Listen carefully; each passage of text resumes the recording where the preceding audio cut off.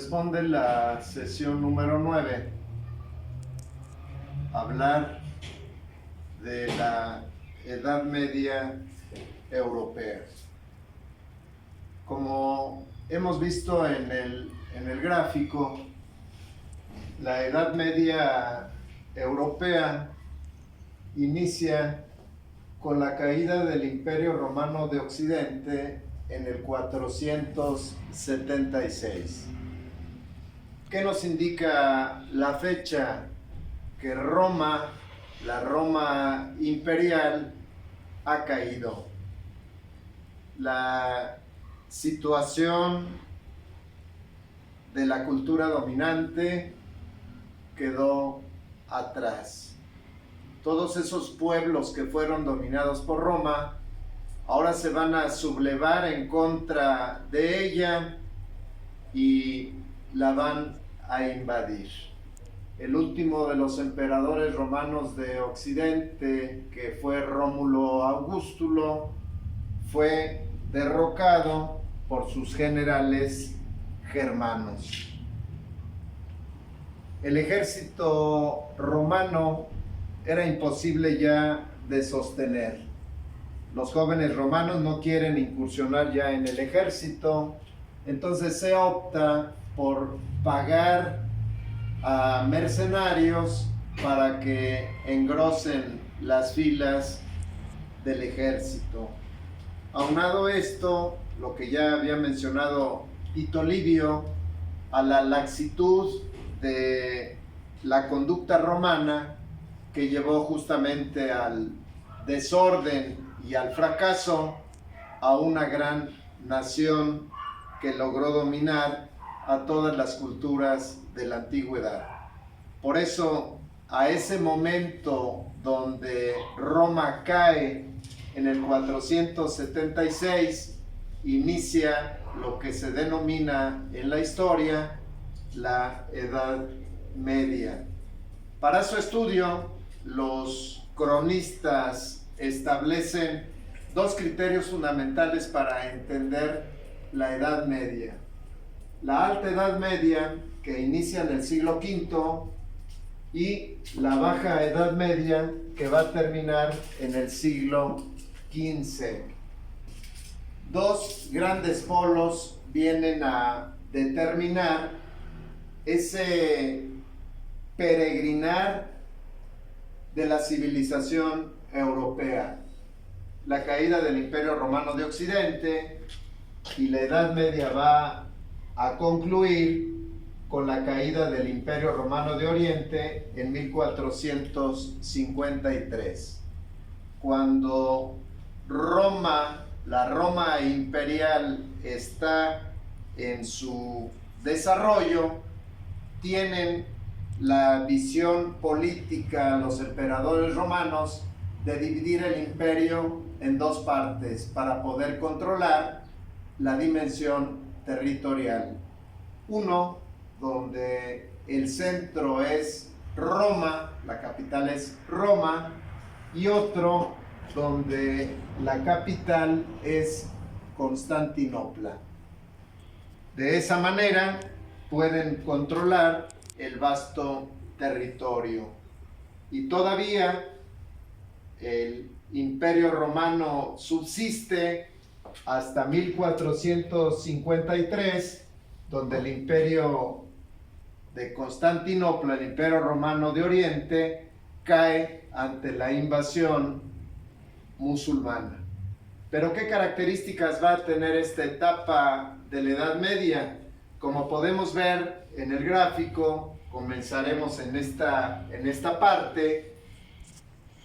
El gráfico nos va a mostrar dos entidades que van a dar sostén a la Edad Media. Por un lado, el sistema feudal, el feudo, que no es otra cosa más que la distribución de la tierra del Imperio Romano en pequeños grupos de poder, y el otro elemento sustancial de la época, como es la Iglesia. Sabemos perfectamente que a partir del siglo de Constantino, o del periodo de Constantino, la religión oficial del imperio es el cristianismo. Corresponde entonces a la Edad Media, la consolidación de la Iglesia, junto con la estructura no espiritual que va a ser el feudo. Pero vamos a adentrarnos a lo que son las características de la Edad Media. El primer cintillo en verde nos hace referencia a las invasiones bárbaras. Ya sabemos en el 476, pero anteriormente ya habíamos tenido invasiones de los pueblos bárbaros, los pueblos que eran denominados así porque no tenían el dominio del latín.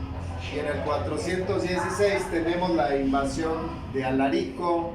Posteriormente otros pueblos invasores vienen al imperio, como es el grupo invasor de Atila, y así sucesivamente las invasiones vienen a destruir lo que había logrado justamente el imperio. Aparece la construcción de los primeros monasterios, las comunidades religiosas que comienzan a formarse en la estructura de la Edad Media a partir del siglo VI, justamente posterior a las invasiones bárbaras. ¿Cómo distribuir la tierra? La gran dimensión del imperio daba la posibilidad para que pequeños grupos o asentamientos de etnias que fueron dominadas por el Imperio Romano ahora se comenzaron a fortalecer de manera independiente. De ahí nace justamente el concepto de feudo. Feudo viene de foedere, que significa tierra, pero también de una misma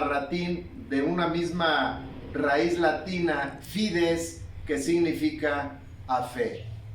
Los reyes o gobernantes, para poder controlar la tierra, se allegaron de conocidos nobles. Esos conocidos nobles debían fidelidad al señor, y entonces el señor feudal, para tener protegida la tierra, la daba en posesión a sus amigos nobles, y estos tenían que guardar fidelidad al señor feudal. De ahí nace justamente el feudo, la distribución de la tierra.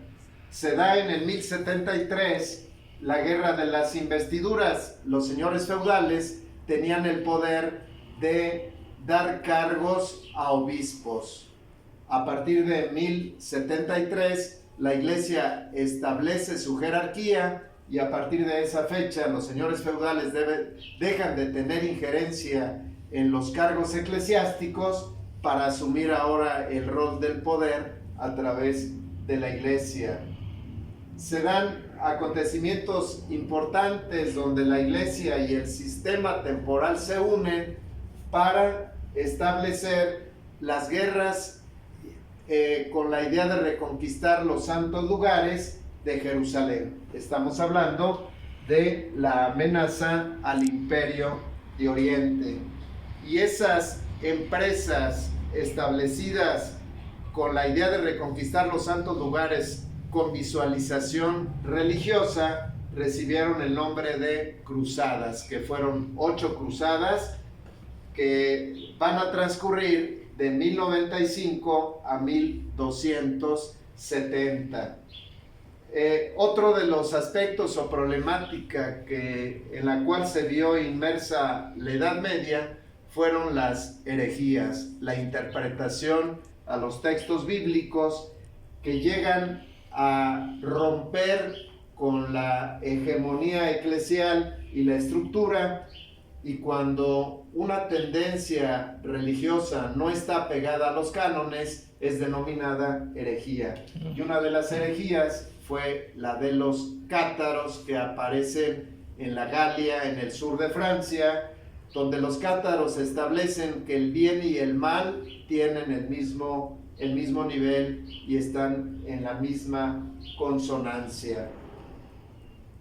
Para dar respuesta a la problemática de las herejías, la Iglesia establece el Santo Tribunal que viene a dar la norma para que no aparezcan estas escisiones o divisiones dentro del dogma.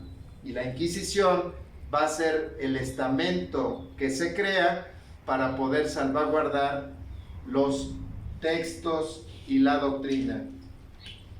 Al finalizar el siglo XIV, la población rural que estaba en los feudos ahora comienza a desplazarse a los puertos y comienzan a construir lo que se llaman las corporaciones y específicamente los burgos, donde el comercio, donde la producción comienza a aparecer con fines de lucro.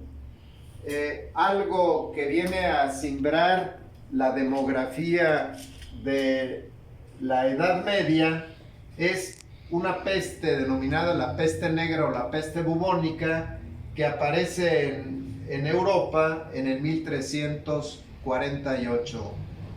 3 años duros para Europa soportando esta peste que era denominada también septicémica,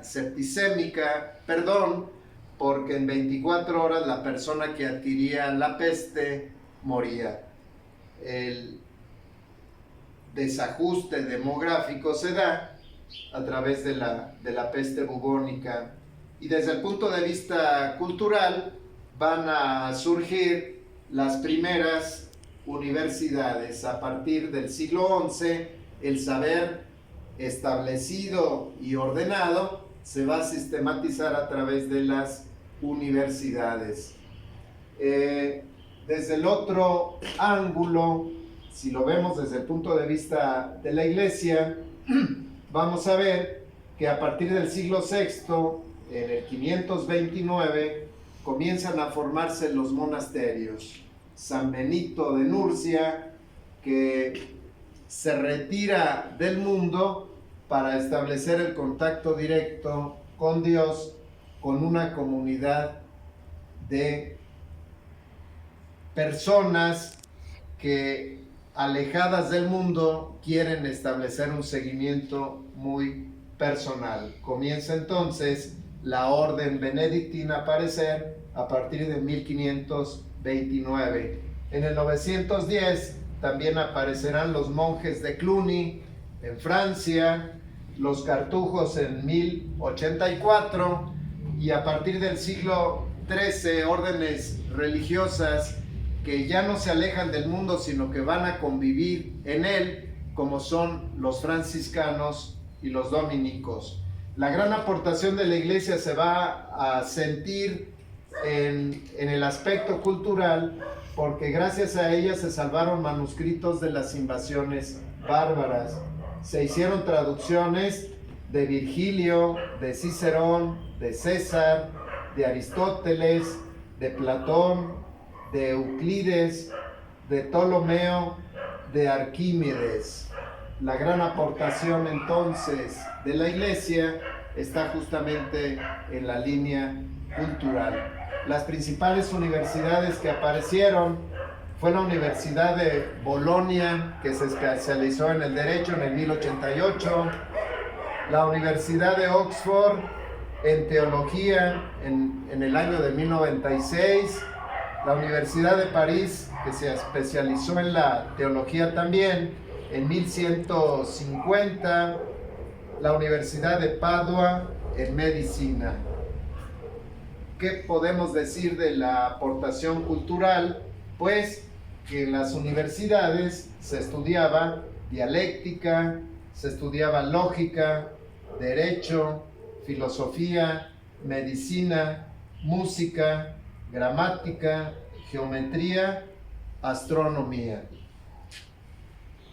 En el ángulo de la literatura, pues es obvio que vamos a tener dos grandes manifestaciones literarias: la literatura profana a través de los cantares de gesta y la literatura religiosa a través de las vidas de santos.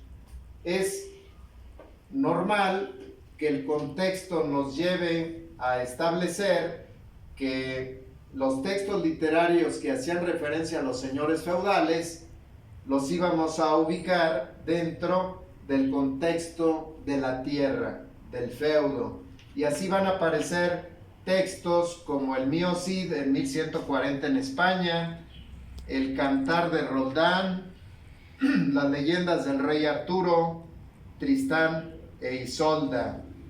Y algo muy importante que aparece en la Edad Media es el perfil del caballero.